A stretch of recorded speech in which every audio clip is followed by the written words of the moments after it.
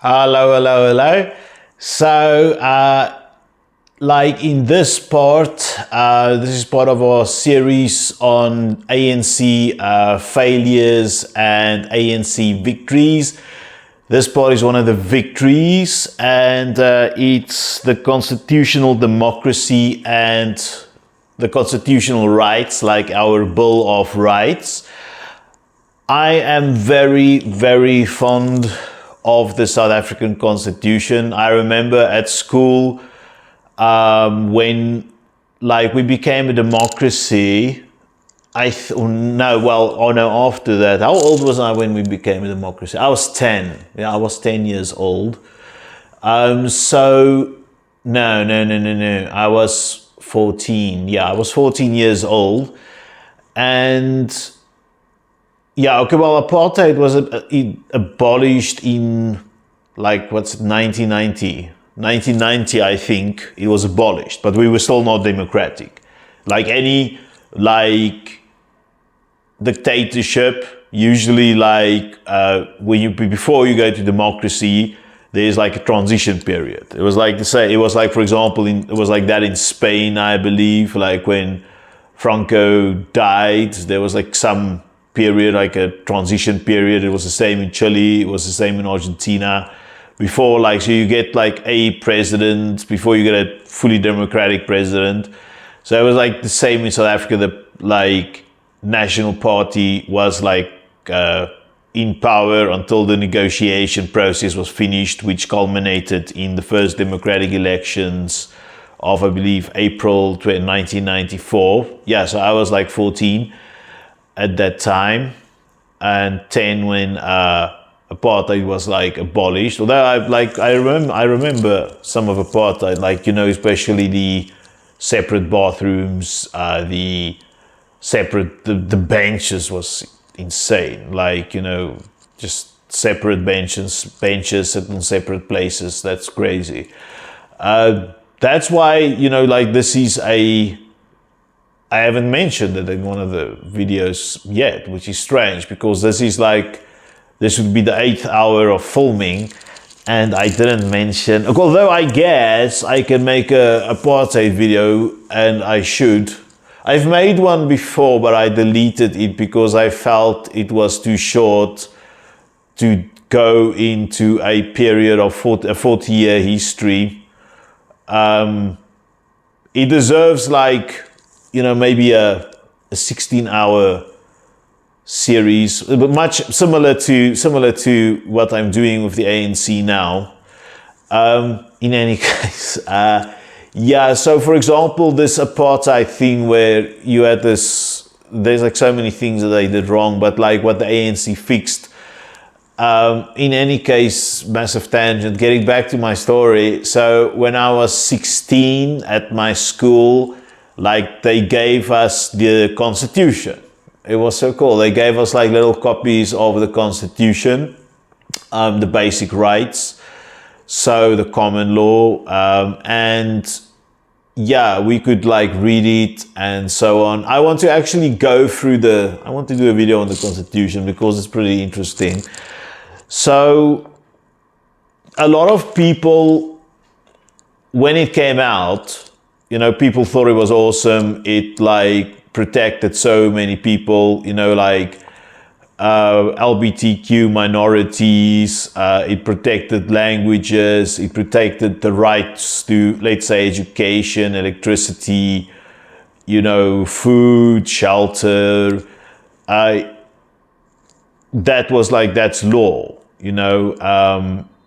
Your law, the law, basic, the right not to be discriminated against, even if you're mentally ill, the right to actually no, not the right to bear arms, but you can have a gun in South Africa if you don't have a criminal record, or if there's not something wrong with you or whatever.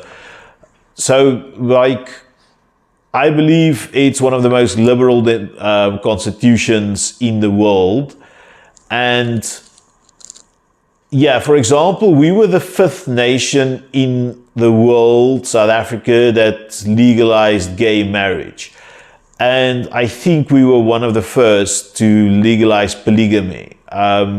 So in South Africa, yeah, it's what it is. Like, I don't have a problem with polygamy. Like, why should I? Like, you know, if it's someone else's belief or culture, and it's not just like, I know some of you who may be, you know, feminists, like, will be like, oh, you know, polygamy, it's awful. Look, the South African law states that it can also be like a woman can have multiple men. There's many forms of marriage are accepted in South Africa, as long as it's between consenting adults. You can't marry a child, okay? You have to be above 18. But like whatever is above 18 is like, is allowed. I believe now, yeah, we also have like Sharia marriages, or those are like now legal as well. There were like some obstacles that I think you had to be like married fully under common law, but now they argued like, okay, this is like tradition, this is like freedom of religion, and as freedom of religion is absolutely guaranteed in the Constitution, like it should be allowed. So yeah, very nice liberal Constitution, lots of rights. Especially the freedom of speech as well. Like, I can say anything about the president now that I want to, and nothing will happen to me. Well, I can't say, you know, I can't call him certain derogatory words, but I can call him, well, he's not, by the way, President Cyril Ramaphosa. I think he's a very capable president, one of the best we have had. I would say he's like President Cyril Ramaphosa is the third best president we have had after Thabo Mbeki and Nelson Mandela, in that order. But for example, like if I wanted to, I could say, oh, like, you know, he's a fool. You know, that would just be my opinion, and they like nothing will happen to me, you know, because we have freedom of speech. So I'm not saying that, by the way. I think he's brilliant. He's much more intelligent and capable than me. Okay, let's dive right into it. One of the African National Congresses, or the ANC's, most enduring achievements for its role in establishing South Africa as a constitutional democracy grounded in human rights, equality, and the rule of law. This is the biggest achievement, the biggest victory. This is like one thing that people will remember the ANC for 500 years from now. This is how big it is. After decades of apartheid's systematic discrimination and oppression, the ANC-led government worked to create a new foundation for South African society, where the rights and freedoms of all individuals would be protected and respected. This commitment to constitutional democracy has been a hallmark of the ANC's governance, reflecting its vision of a society based on justice, dignity, and inclusion. This is what I like about the ANC. I didn't vote for them. I've never voted for them, of course, but like, they have been committed to this kind of thing. Like, they've been committed to equality. You know, it's a very fundamental cornerstone of the ANC. And I'm like a minority in South Africa, like Afrikaner people. There's like 8% of like South Africans are white, Caucasian. Of those 8%, 60, 70% are Afrikaners, which I am one of, which makes me 5% of the population of South Africa. My rights are very well protected, very well protected. Maybe like linguistics could be protected a bit better.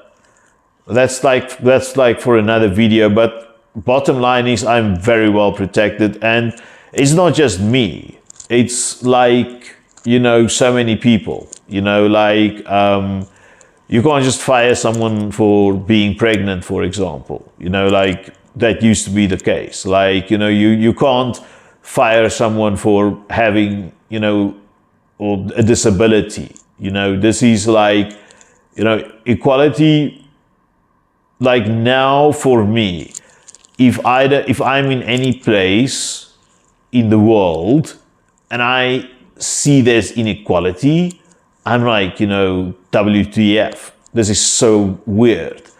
I'm used to like, I know, like, look, obviously in South Africa there isn't like equality still yet, full equality, but in the law there is. So like, and this is where you start off from, you know, as long as it's in the law, then you can get lawyers to fight for you because, you know, it's legal. Under apartheid, you didn't have that, you know, like fighting, you know, like, I don't know who of you should, like, all of you should watch the movie Long Walk to Freedom. Well, all of these Mandela movies, and like in them, they would like have they would talk about the Rivonia trials, for example, when they try to, they try to convict Nelson Mandela of treason, which was ridiculous, you know, and like he argued, or I can't remember if that was the argument, like that how can you convict someone of treason if you don't treat him as a citizen? You know, that was the argument. So, and Mandela obviously couldn't win the court case because the system, the laws were rigged against him. Now we no longer have it. Now the law, whoever you are in South Africa, the law's on your side, at least for your rights, your democratic rights, and your human rights. Okay. The ANC's role in shaping South Africa's democratic framework began in the early 1990s during the country's transition from apartheid to democracy. At the heart of this transformation was the creation of the new Constitution, which was adopted in 1996 and is widely regarded as one of the most progressive in the world. Yeah, widely regarded as one of the most progressive in the world. I'm very proud of that. The South African Constitution enshrines a comprehensive set of rights, including civil, political, social, and economic rights.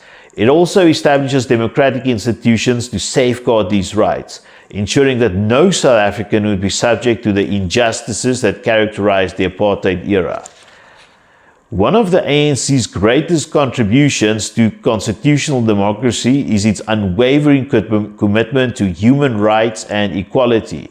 The Bill of Rights, a central component of the Constitution, guarantees fundamental freedoms such as the freedom of expression, the freedom of assembly, and the right to equality.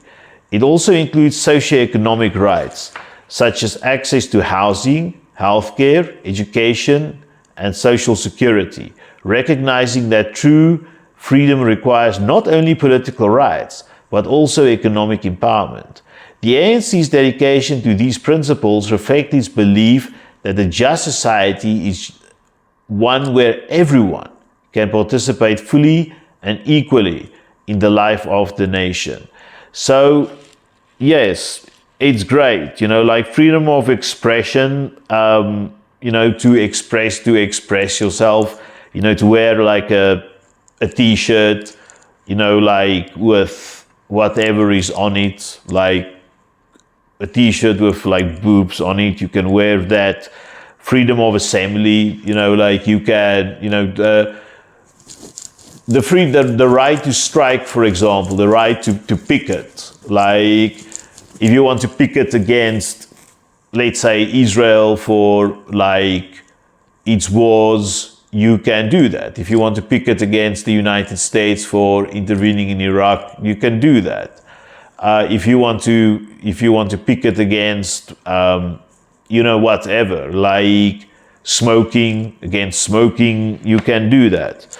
No problem. Like, you have to have like a license, like, to do it, so that the government, like the city, can organize police to control traffic.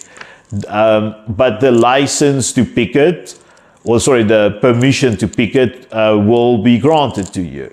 You know, the right of assembly will be granted to you. If they don't, you just take them to court, and then they have to give it to you in any case. So they will give it to you as just like a bit of red tape you have to get around. You have to get around, and socioeconomic rights. You know, housing. Everyone deserves a house. Everyone deserves healthcare. Everyone deserves like education and social security. Now, here is just the bone of contention: is that progressive people in South Africa, well, it depends on how you call them. Like, they prefer to call themselves the progressive people. Other people will just call them the hard left. Will say that none of these things have been achieved, which isn't quite true. Like, you know, if we had the money of Saudi Arabia, if we had the money of like the US or China, I'm pretty sure they would have fixed housing, healthcare, education, and social security. Why would they not? You know, it's like, it's logical. Like, it's just that right now we are, you know, there is like, we have a deficit. Like, essentially, we have an economic deficit, so we don't have as much money. Our bonds are, give a good yield. So it's very expensive for us to borrow money. So, you know, we can't just run this massive like GDP deficit to cover all the housing, healthcare, education, and social security.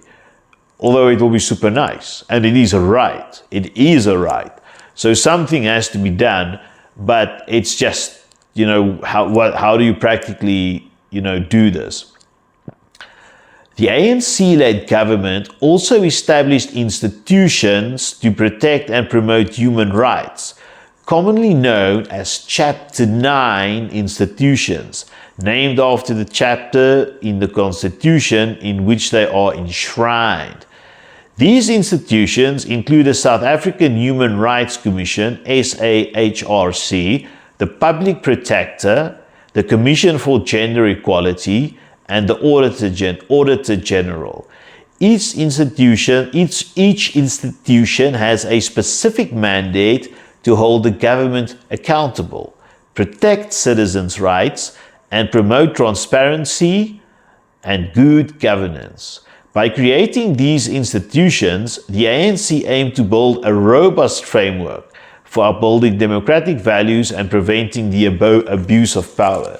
So, like, the apartheid government mimicked some of these things, but obviously didn't implement them. It was not like, you know, the apartheid government was democratic in the sense that you could vote if you were white, but for all practical purposes, it was set up as a fascist dictatorship. You know, like, they set it up in such a way to appear moral, although it was totally not.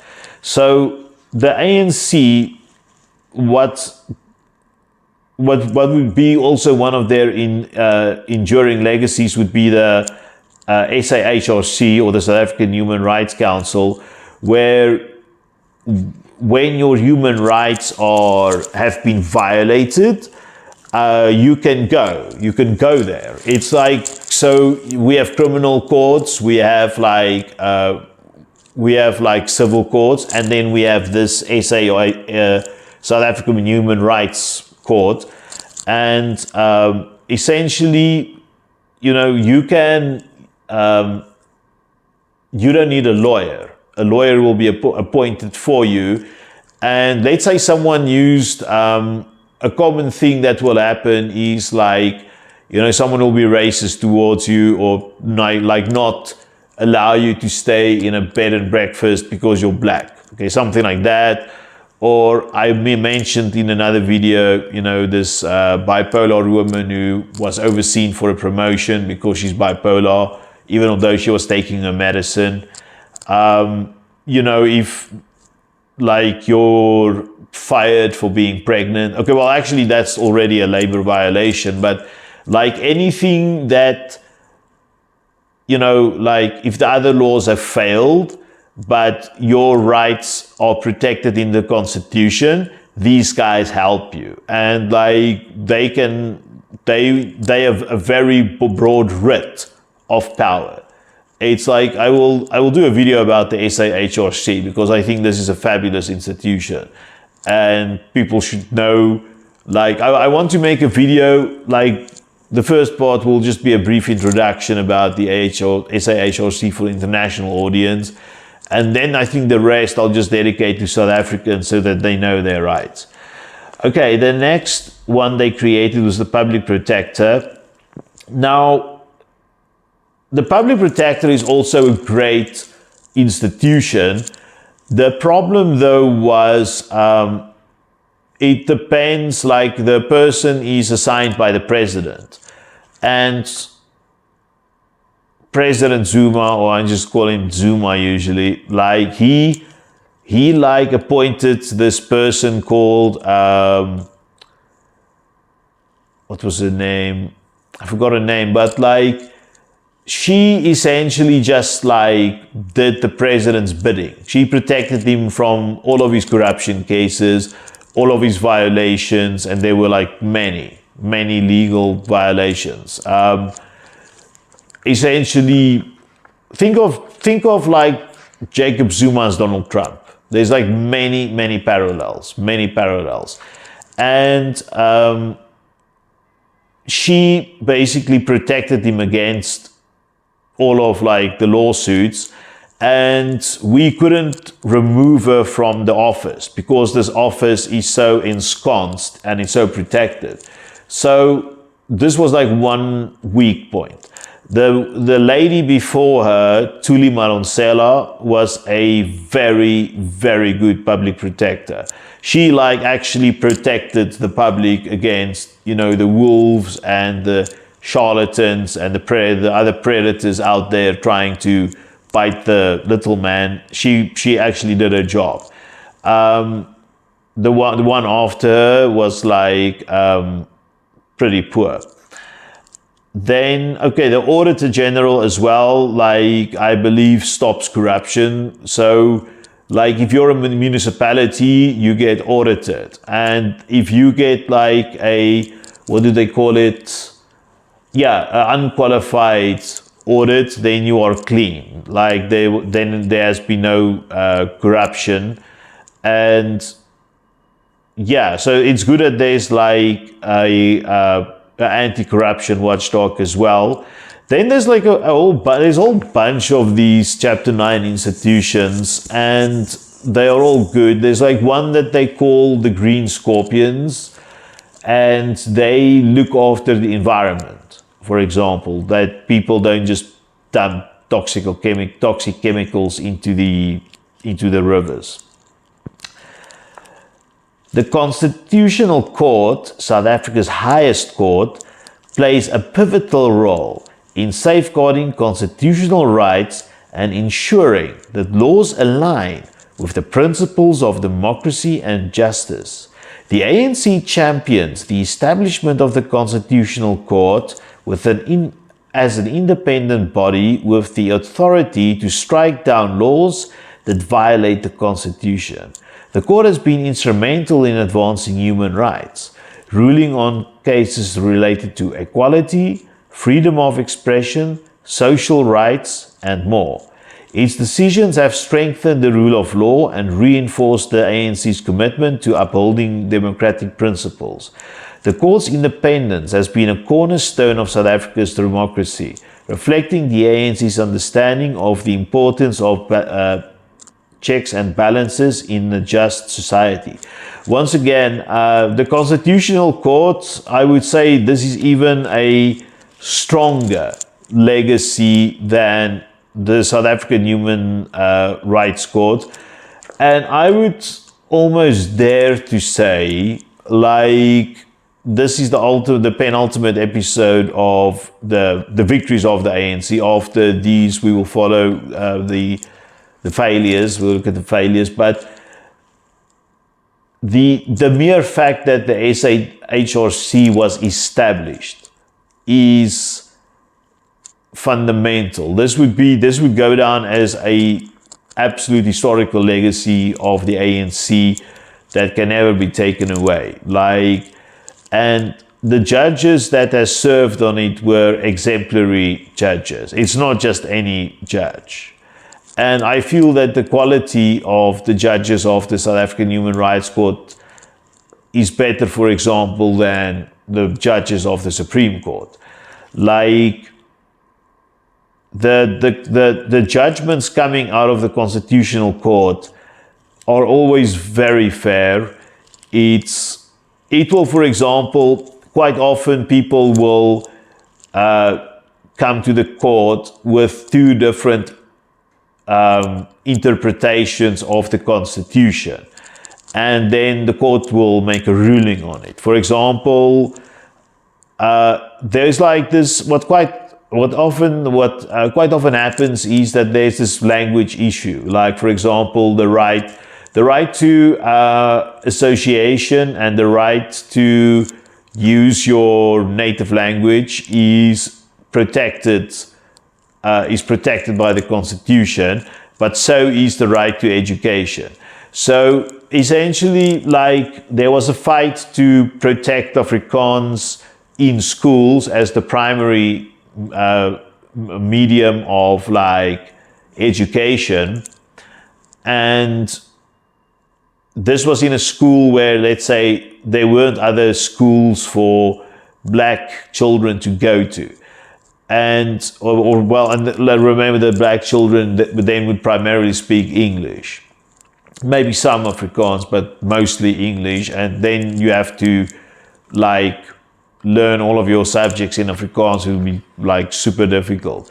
So the Constitutional Court said, like, the right to education, in this case, trumps the right of freedom of association. And that's like a very, it's a very difficult thing to make a judgment upon.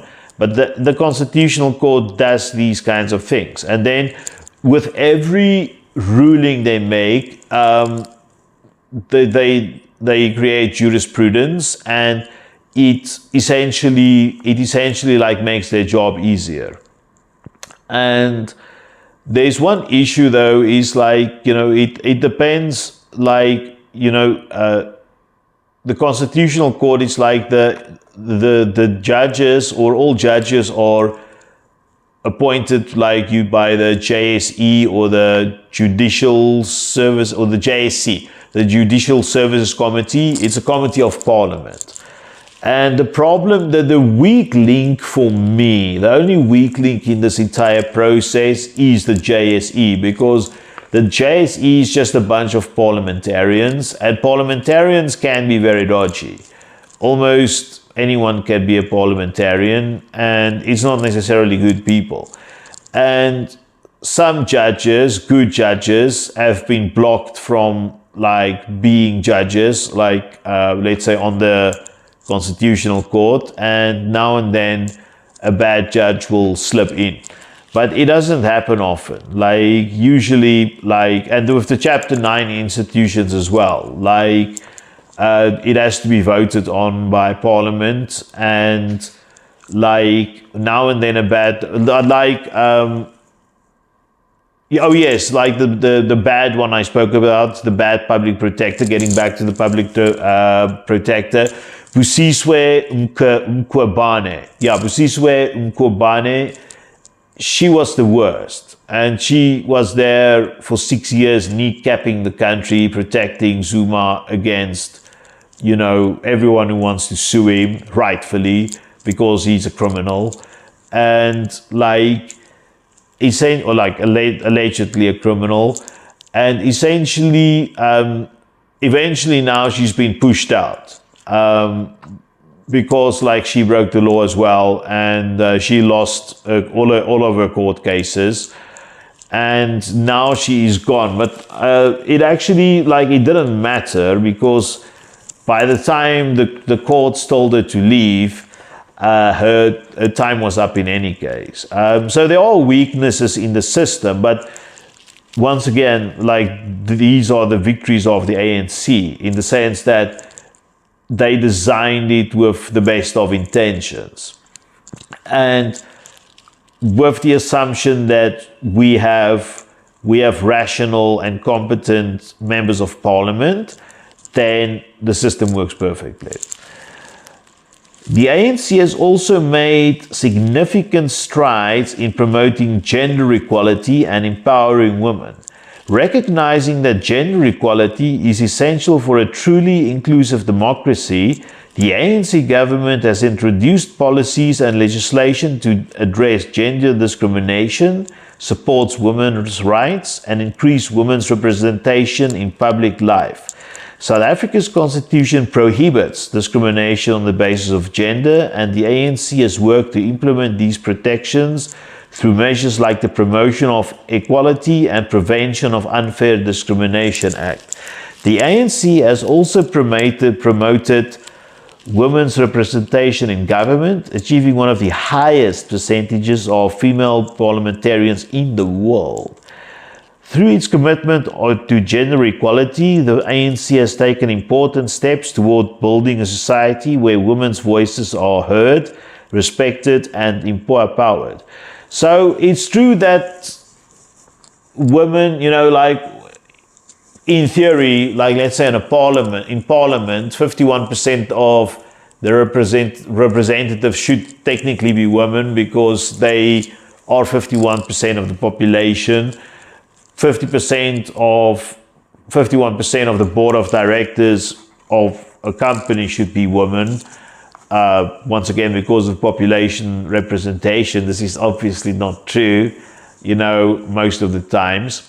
However, there's like a strong, there's a strong push for it because of these, the Gender Equality Law and the Equality and Prevention of Unfair Discrimination Act. I also want to mention that, you can be discriminated against. If you're like, let's say, a white person or a man, in this case, because we're talking about gender, like if a company really needs, or, if a position should be filled by a woman, because there's like, let's say, massive underrepresentation, then they can appoint like a woman or a DEI, or as we call it in South Africa, affirmative action appointee. We can appoint that because essentially that would be fair discrimination, like because you need representation. Look, I know how people feel. Representation is tricky because you want to have like always meritocracy and the best person for the job and so on and so forth. And by no means am I saying that people who got a job via affirmative action are incompetent. However, this is like the optics, okay, why did you need like affirmative action to get the job? Why couldn't you just get it on your own merit? However, the flip side of the coin is that people will say, okay, well, look, the structure of the system discriminates against women. There's like misogyny. And the people, will fight this because they simply view women, for example, as incapable.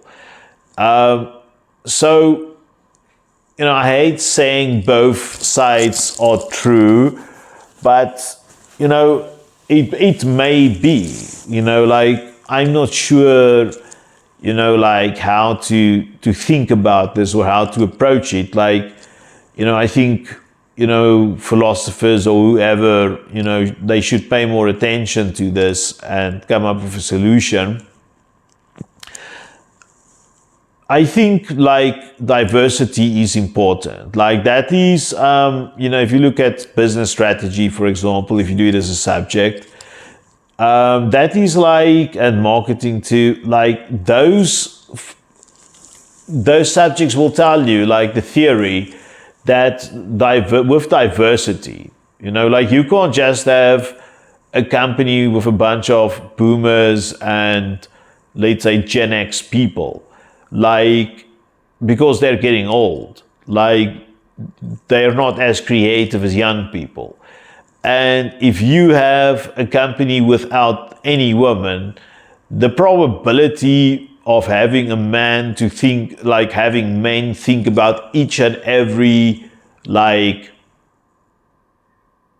problem women clientele may have, with that company, or women personnel in that company, is not feasible. Like you can only think so far. So if you have representation in management, in ownership, then it becomes easier to, there's less friction in society.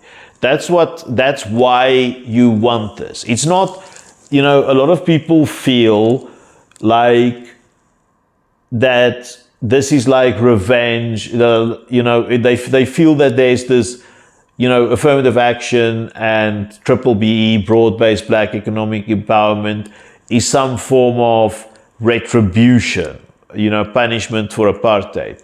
Maybe to a very small extent it is, but it's mainly there, like the smart people who came up with it in the Constitution would basically point out righteously that, and correctly rather, that it stabilizes society. Like representation stabilizes society. That's a fact. Like, for example, like they struggle to do it because 80% of the population is Black African in South Africa. But like when South Africa works for the police, for example, works the same as the US. You'll have people going out in patrols of two most of the times, and they try to balance out the patrol.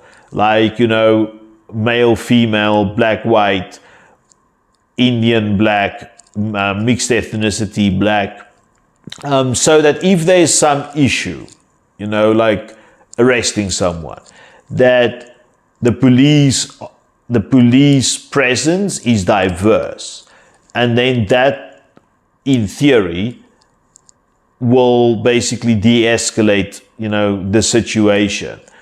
And also, like, let's say you're at a bank, and your English is very poor, for example.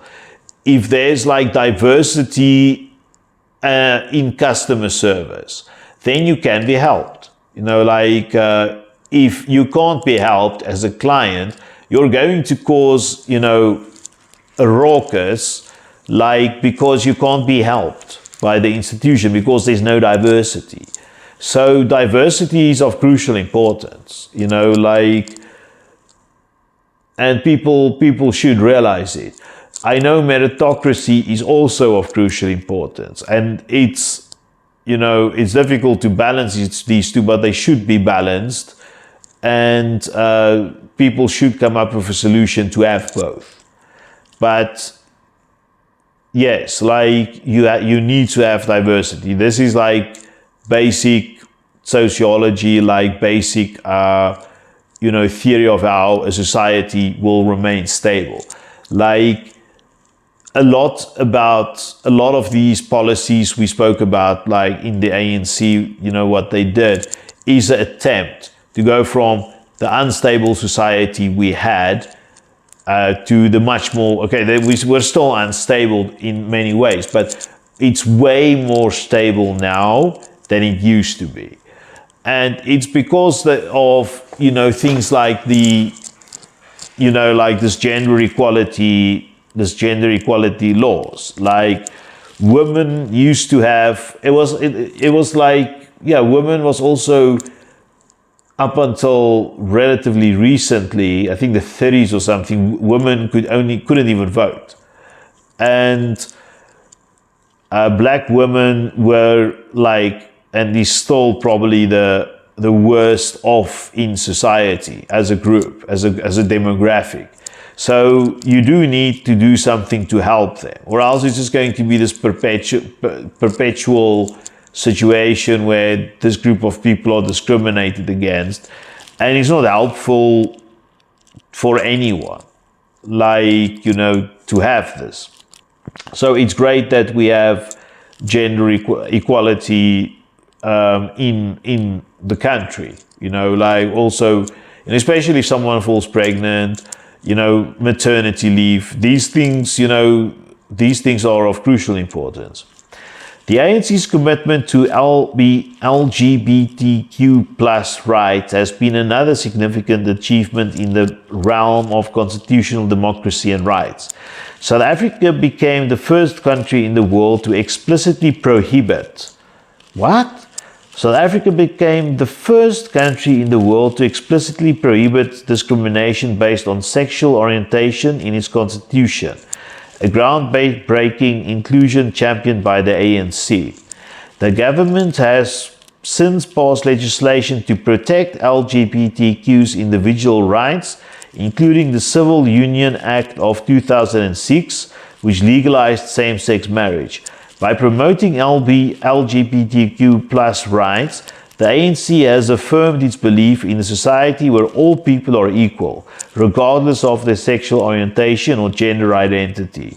South Africa's progressive stance on LGBTQ plus rights has made it a leader in promoting inclusivity and diversity on the African continent. So, this is something that, is also very important, like, is LGBTQ plus rights. Like, because I don't know, what percentage of the population are they? Is it 10%? Like, it's a significant percentage. And yes, it's, I like to call them kind of the canary in the coal mine, in the sense that because they are such a minority, and such a small minority, they're the easiest to pick on. And if they're picked on, then like, other groups are in danger as well.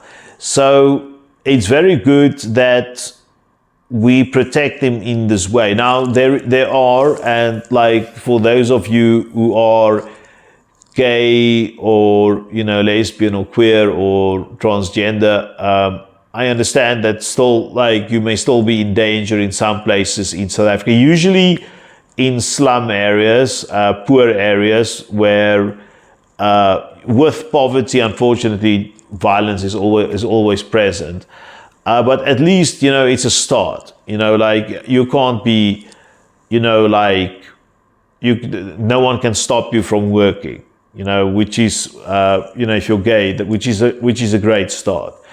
And it should be like that in a modern society. So, once again, like, I said it in the previous video, I'm so thankful for being South African, in the sense that I feel like, although we don't have the infrastructure of Europe, I feel we're on a European level when it comes to rights. I just feel so free, because I'm South African. It's because of all these little things, these little things, numerous things that come together, that, we feel safe. In addition to protecting individual rights, the ANC-led government has also emphasized the importance of social and economic rights. The Constitution guarantees the right to housing, healthcare, education, and social security, reflecting the ANC's commitment to addressing the legacy of inequality and poverty. The socio-economic rights are essential for building a society where all South Africans have opportunities to live with dignity and participate fully in the economy. The ANC has implemented various policies to fulfill these rights, including housing programs, social grants, and healthcare reforms. with the aim of creating a more equitable society.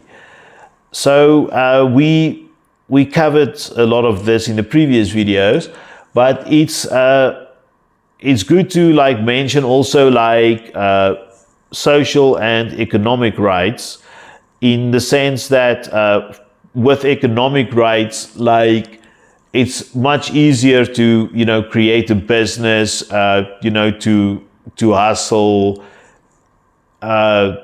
you know, to create economic opportunity, to find a job. Okay, I know there's unemployment, but your economic rights in South Africa, you know, it's not a Marxist country. You know, some people say, oh, South Africa is a Marxist country, or it's communist. Nothing can be further from the truth. And it's also not a neoliberal country. Neoliberalism, by definition, creates many opportunities where monopolies can take over and crush competition.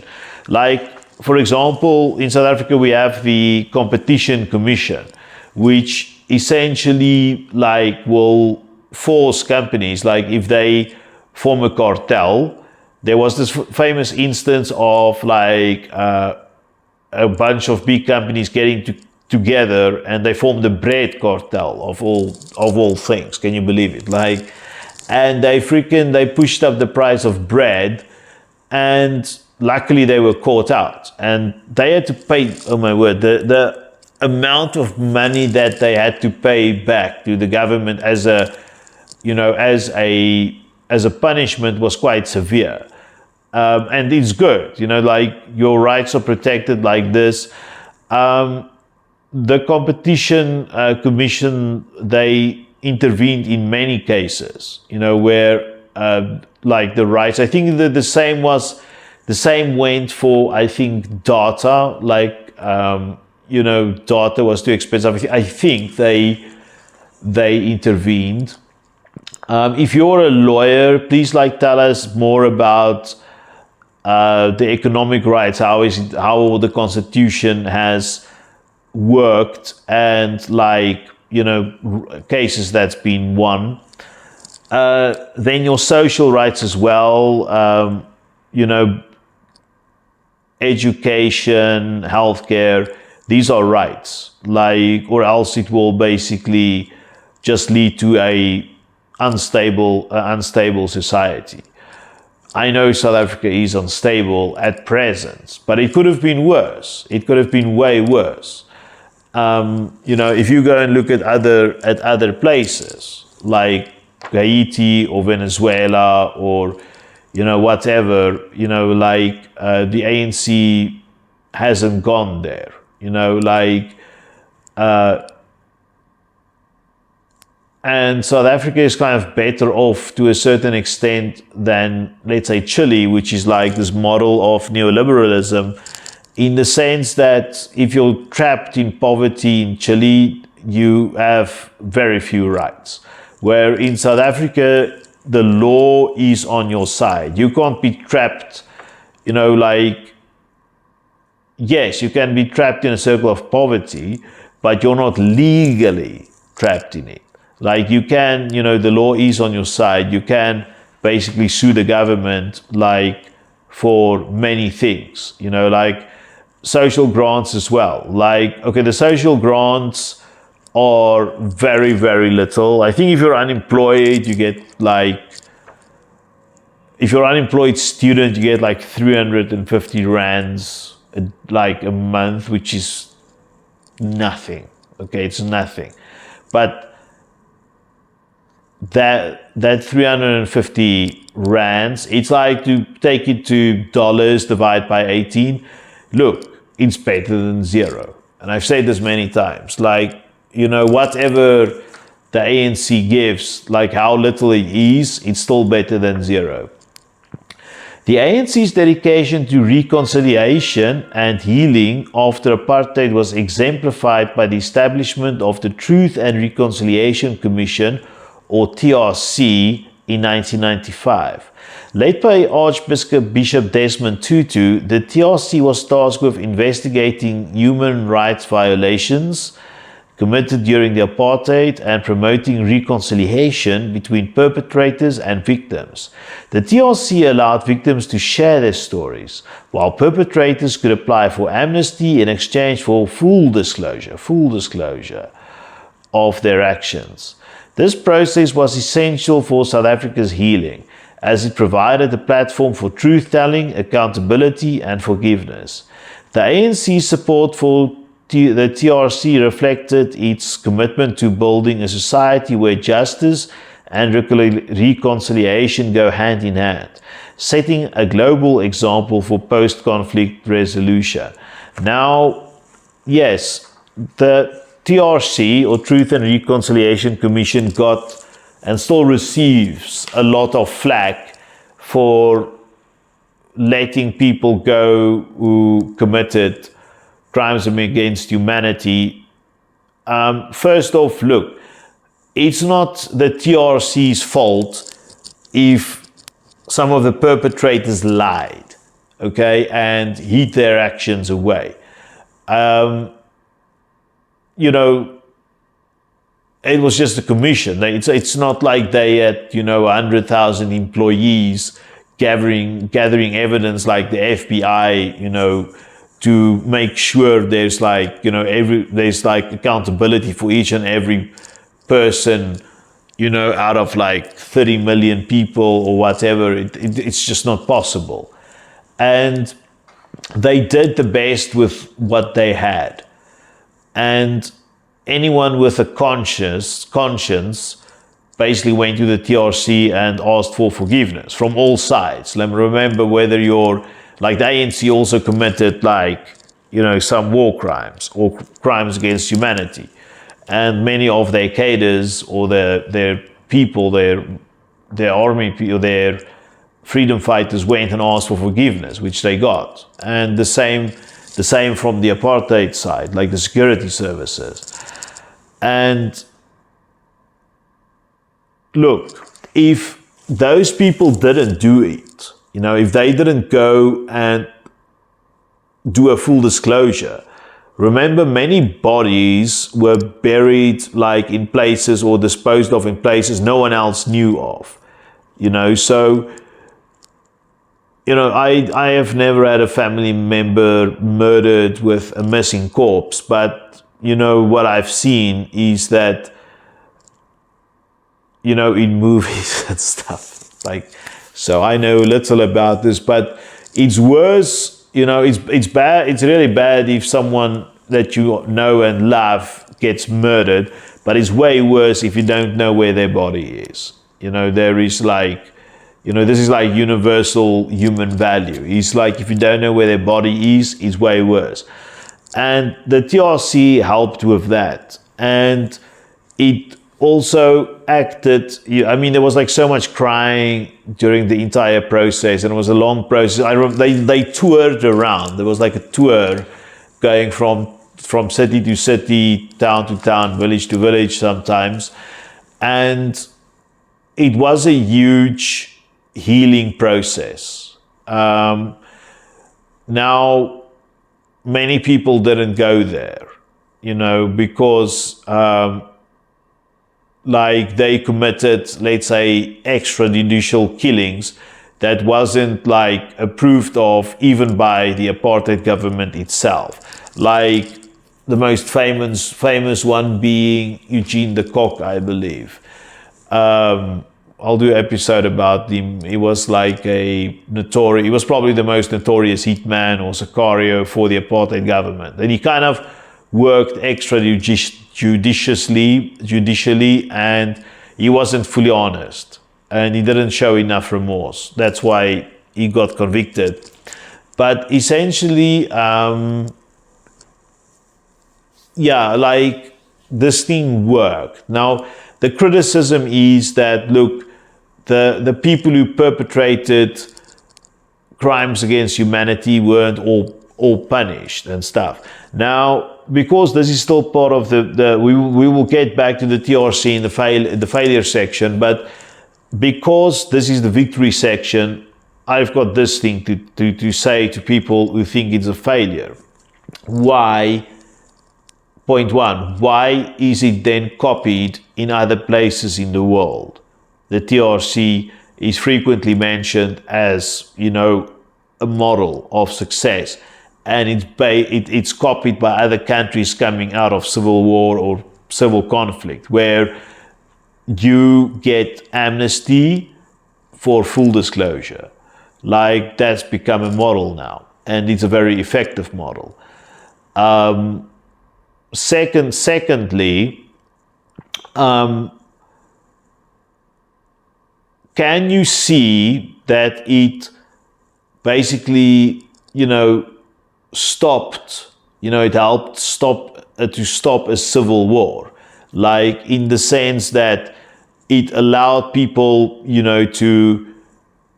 to basically come clean, like if you forced someone, like let's say if you told someone, okay, we're going to prosecute you,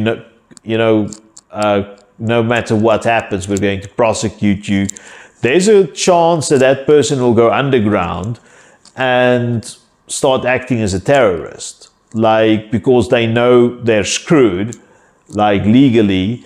What do they have to lose? They may as well go down as a martyr. You may have that. And then there's also, like, number three, there's, show me the amount of people that is totally unsatisfied with the TRC, and the amount of people that felt they got at least some closure. Because remember, once again, something is better than nothing. People who felt, because like some relatives, were missing for maybe decades, and you have no grave to put the flowers on, like you have no explanation for your children. Where is dad? Where is mom? What happened to them? No explanation. Now and this is what I have to say to the detractors of the TRC. However, we will discuss the TRC in more detail. The ANC has also been a strong advocate for the freedom of the press and access to information. The South African Constitution guarantees freedom of the press, and the ANC has supported legislation like the Promotion of Access to Information Act, PAIA, which allows citizens to request information held by the government. This commitment to transparency and accountability has fostered a robust media landscape where journalists can report on government actions, hold officials accountable, and inform the public.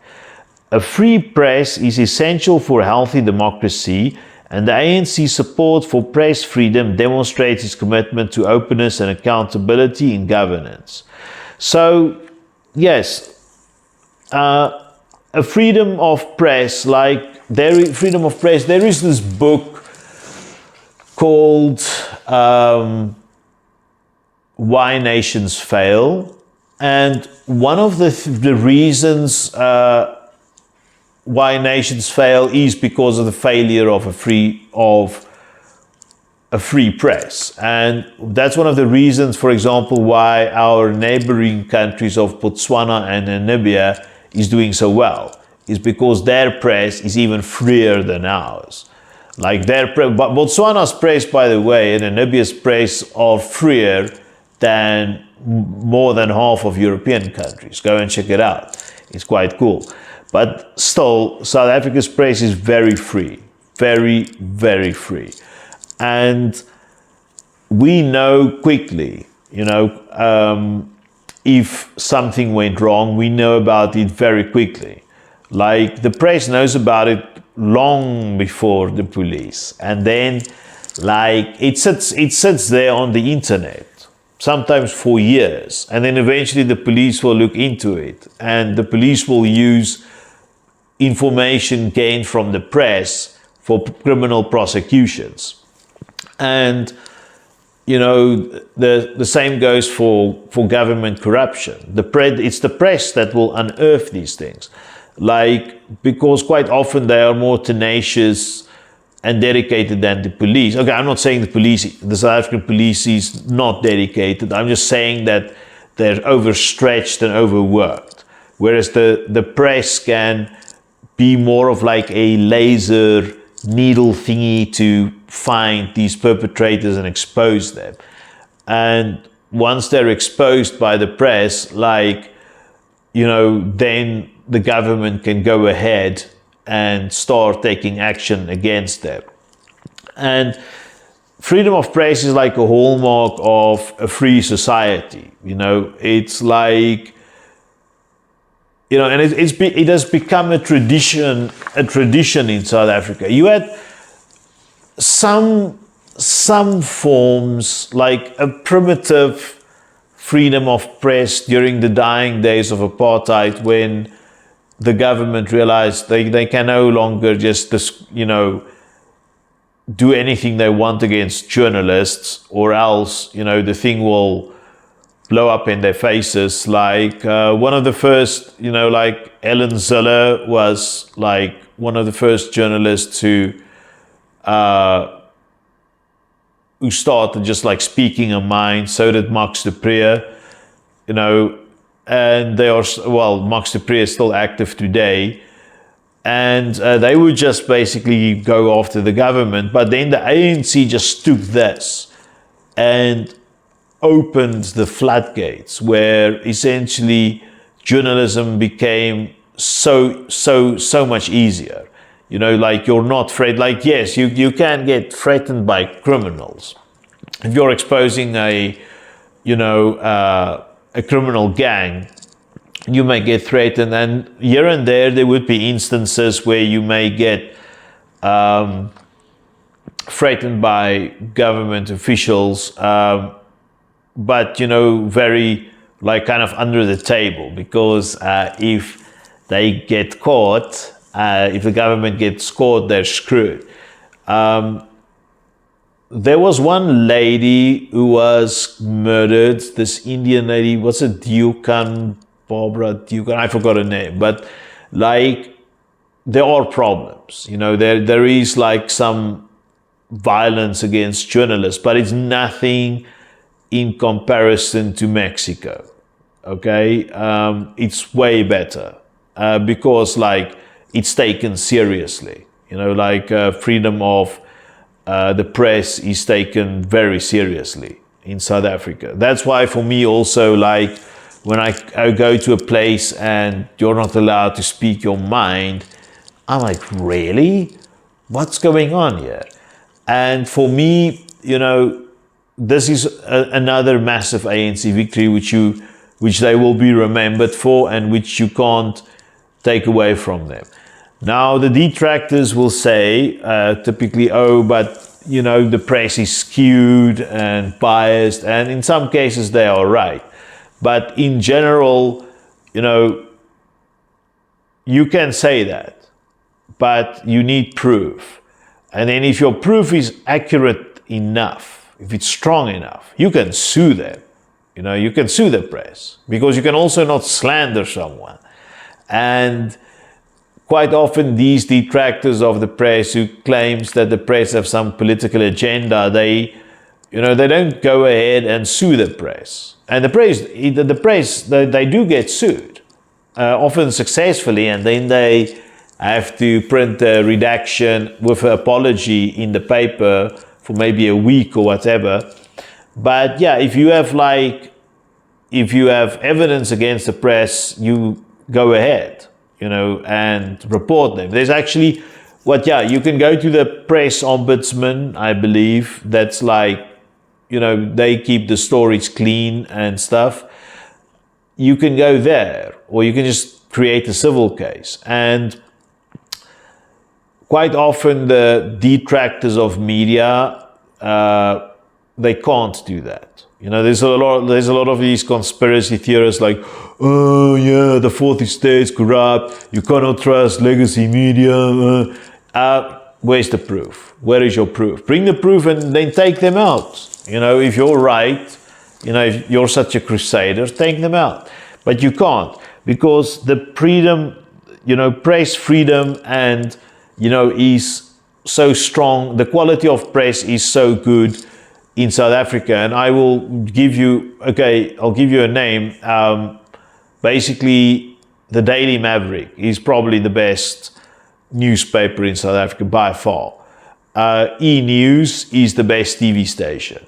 You can check those out. ENCA, yeah, they're the best organizations. And Times Live is very good. News 24 is a bit slanted. They try to bring in balanced articles now and then. They will, for example, publish an article written by an opposition, let's say a left-wing opposition or a left-wing theorist. They will publish their opinion, but now you do get a feeling that they are slanted. I'll do a video about News 24 because I'm not a great fan. However, the media is of quality and it is free, and it can be proven because it keeps the government on its toes. You know, so this is a legacy of the ANC. You know, and if there comes a government in future who wants to take this away, they're going to find that it's very tough, because it will be very difficult, because the South Africans are now used to this. You know, they're used to this free press. For us, it won't be acceptable to take this right away, which is awesome. Oh yeah, before I go on, the Promotion of Access to Information Act, PAIA, I believe you have something similar in the US. It's very nice. Like, you know, if information is being hidden, like let's say government statistics or a government report or a report that has been commissioned and done, but now, you know, someone's trying to hide it. You know, you can get government like info and use it against the government, and they've got no choice. They have to give it to you because it's law. So it's another way to, you know, to keep the government honest. So yes, people will say, oh, but this isn't effective. It's better than nothing. Seriously, it is. While challenges remain, the ANC's achievements in establishing and protecting constitutional democracy and rights have been transformative for South Africa by enshrining human rights, promoting equality, supporting independent institutions, and fostering a culture of accountability.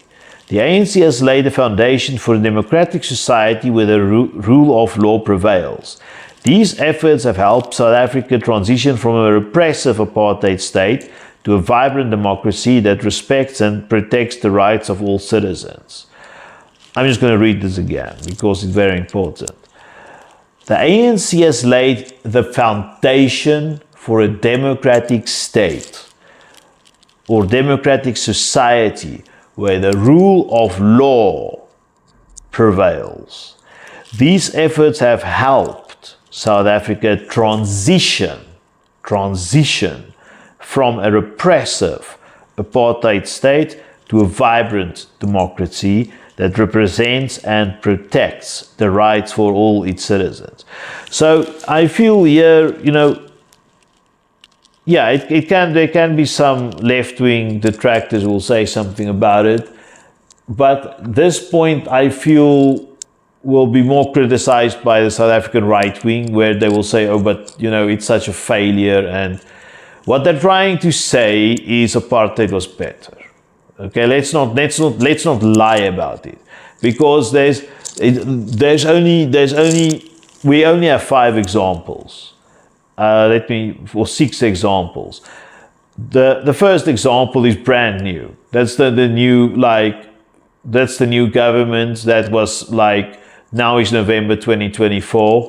the new government, the coalition government was sworn in, of the DA and ANC was sworn in May of 2024. Before that, 30 years of ANC. Okay. Before that, 40 years of apartheid or national party, the apartheid government rule or national party rule. So we have like 3 governments now. Before that, British rule. Before that, Dutch rule.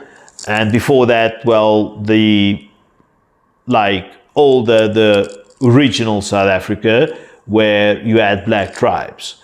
Okay, so all of these, basically, the modern South African state, which is free, where we have law that is applicable to everyone, across gender, class, race, religion. It's the first time, and any government, like the new one now especially, and any government that will follow this, will build on or progress from what the ANC has already done, and you cannot say, yes, maybe apartheid has built some cool infrastructure, but like the Fall Dam, that's a very good dam, by the way. And a lot of electricity, the main electric infrastructure, and the one nuclear plant we have, and maybe the 3 cool airports we have, but very little else. If you look at the book, the Why Nations Fail and the Narrow Corridor, one of the things that keep South Africa from falling apart is the fact that we have independent institutions. That's not what you have in Russia, and that's why Russia is slowly collapsing, is because they don't have independent institutions. And this is why also now in November 2024, the United States is in some danger, because if they bring out this, what's the Project 2025 or whatever, they will be weakening their independent institutions. So I know some South African independent institutions have been weakened by Zuma. They still exist, and it's not too difficult to strengthen them. Some of them have already been fixed by President Cyril Ramaphosa. I foresee they will just be strengthened in the future, and South Africa will be better off. So these independent institutions are crucial, to the functionality of South Africa, and a lot of South African society can be explained by the presence of the South African South African Constitution, a very liberal, solid constitution, a broad, writ constitution. The TRC, the South African Human Rights Commission, and of free press, and yes, this is all enshrined. So South Africans, they're often not thankful for what we have. They struggle to think about how bad things can really go.